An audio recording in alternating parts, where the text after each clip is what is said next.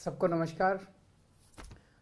दिल्ली में शिक्षा, स्वास्थ्य, बिजली और कई क्षेत्रों में ज़बरदस्त सुधार करने के बाद यातायात के क्षेत्र को, ट्रांसपोर्ट के सेक्टर को दिल्ली सरकार लोगों के लिए आरामदेह और इंटरनेशनल स्टैंडर्ड का बनाने जा रही है।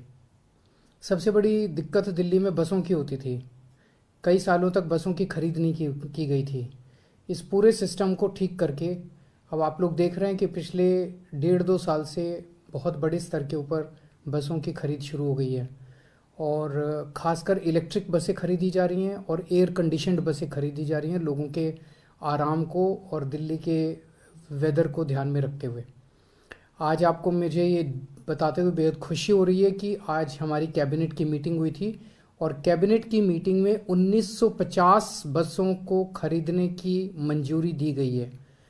ये 1950 बसें अगस्त सितंबर से आनी चालू हो जाएंगी और अगले साल सितंबर के महीने तक ये सारी बसें आ जाएंगी। इसके अलावा अभी फ़िलहाल हमारे पास 7200 बसें हैं। आज तक दिल्ली के इतिहास में 7200 बसें भी आज तक कभी नहीं रही थी। 7200 बसें हैं, 1950 बसें और आ जाएंगी और लगभग 4800 बसों के फ्रेश टेंडर दिए जा रहे हैं। इसके अतिरिक्त फ्रेश टेंडर 4800 बसों के दिए जा रहे हैं। लेकिन साथ साथ अगले 2-3 साल के अंदर कई बसें पुरानी हो जाएंगी, उनकी लाइफ ख़त्म हो जाएगी, उन्हें रिप्लेस करना पड़ेगा। इन सारी चीज़ों को अगर हम जमा घटा करें तो दिसंबर 2024 तक हमारे पास दिल्ली की सड़कों पे 11,910 बसें होंगी। ये जो दिल्ली की रिक्वायरमेंट है उसके अनुरूप है। दिल्ली को लगभग 11-12 हज़ार बसों की ज़रूरत है। दिसंबर 2024 तक हम ये टारगेट अपना पूरा कर लेंगे कि हमारे पास लगभग 11,910 बसें होंगी, तो पर्याप्त बसें होंगी। अब हमारा मकसद है कि पूरे ट्रांसपोर्ट सेक्टर को इंटरनेशनल स्टैंडर्ड का बनाया जाए।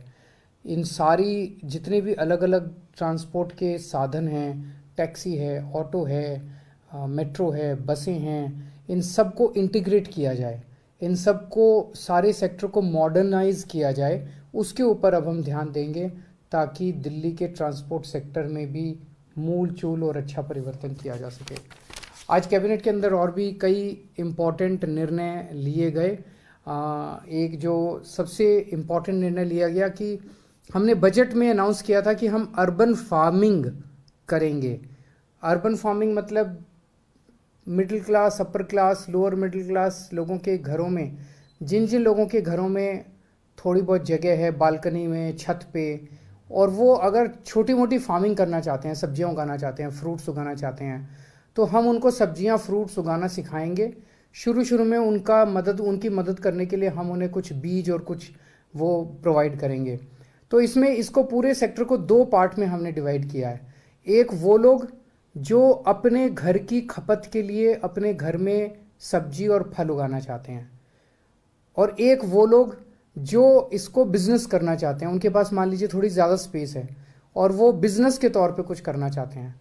जो लोग अपने घर की खपत के लिए उगाएंगे उन्हें सेहतमंद, अच्छी ऑर्गेनिक सब्जियां मिलेंगी और उनकी बचत भी होगी, क्योंकि सब बाजार से सब्जियां खरीदनी नहीं पड़ेंगी, उतना पैसा बचेगा।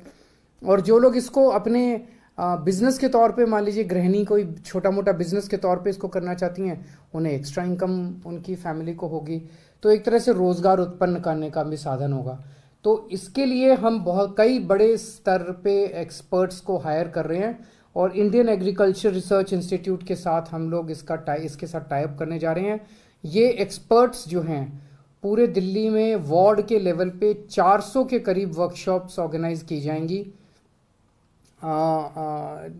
लोगों को ट्रेनिंग देने के लिए अपने घर की खपत के लिए, और लगभग 600 के करीब वर्कशॉप्स की जाएंगी लोगों को बिजनेस सिखाने के लिए। तो 1000 के करीब हम वर्कशॉप्स करेंगे। 1000 एक वर्कशॉप में हमें उम्मीद है 25-25 लोग आएंगे, तो 25,000 लोगों को, 25,000 फैमिलीज़ को पहले साल में हमें उम्मीद है इसका फ़ायदा होगा।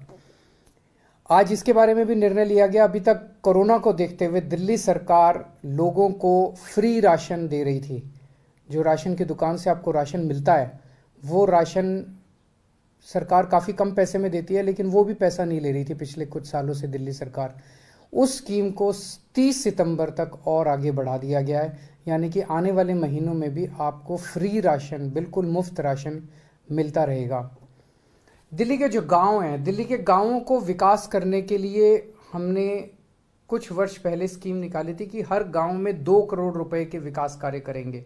लोग बताएंगे कि ये सड़क बना दो, यहाँ पे पानी का नलका बना दो, यहाँ पे ये चौपाल बना दो, जो लोग बताएंगे वो काम हम करेंगे। लेकिन एक चीज़ देखने में आ रही है, दिक्कत आ रही थी लोगों को कि मान लीजिए कोई सड़क है, वो सड़क 3 गांव से होके गुजरती है, तो ऐसी एसेट्स जो हैं वो, जो कि 3-3 4-4 गांव के बीच में से मल्टी विलेज के एसेट्स हैं, उनका इस स्कीम के तहत उनका रख रखाव नहीं हो पा रहा था। इसे आज हम लोगों ने कैबिनेट में इस दुविधा को दूर कर दिया है। अब एक विधानसभा के अंदर जितने गांव हैं, वो टोटल बजट उन गांवों के ऊपर कैसे भी खर्च किया जा सकता है। अगर 3 गांव मिलके कोई मांग करते हैं तो उनको दे दिया जाएगा, किसी एक गांव में ज़रूरत है तो उस गांव को दिया जाएगा। तो ये कई सारे महत्वपूर्ण निर्णय आज आपकी सरकार ने, आपकी कैबिनेट ने लिए। मैं उम्मीद करता हूँ इससे आपकी ज़िंदगी में और सहूलियत होगी। बहुत बहुत शुक्रिया।